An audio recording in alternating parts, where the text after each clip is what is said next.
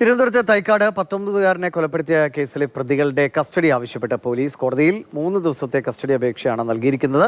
കൊലപാതകത്തിന് ഉപയോഗിച്ച കത്തി കണ്ടെടുക്കാനുണ്ട് എന്ന് പോലീസ് അറിയിച്ചു. ആറാനന്ദർഷം വിവരങ്ങൾ വേണ്ടായിരുന്നത്. ഇന്നലെയാണ് ഇവർ കോടതിയിൽ കീഴടങ്ങിയത്. ഒരു ഫുട്ബോൾ മാച്ചുമായി ബന്ധപ്പെട്ട തർക്കമാണ് ഒരു 19-കാരൻ്റെ ജീവൻ എടുക്കുന്നതിലേക്ക് നയിച്ചത്.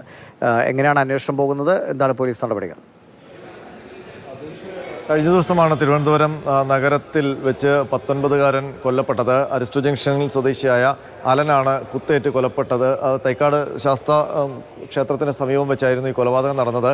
ഇതിൽ 2 പ്രതികൾ നേരത്തെ കസ്റ്റഡിയിലായി. അതിൽ 5 പ്രതികൾ ഇന്നലെ കോടതിയിൽ കീഴടങ്ങുകയായിരുന്നു.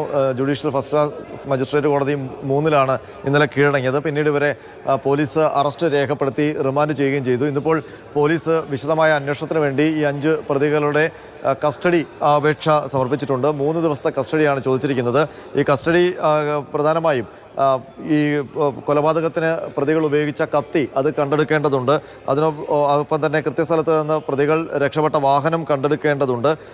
ഗൂഢാലോചന സംബന്ധിച്ച വിവരങ്ങൾ അന്വേഷിക്കേണ്ടതുണ്ട്. പ്രതികൾ ഒളിവിൽ പോയ സ്ഥലം സംബന്ധിച്ചുള്ള അന്വേഷണം നടത്തേണ്ടതുണ്ട്.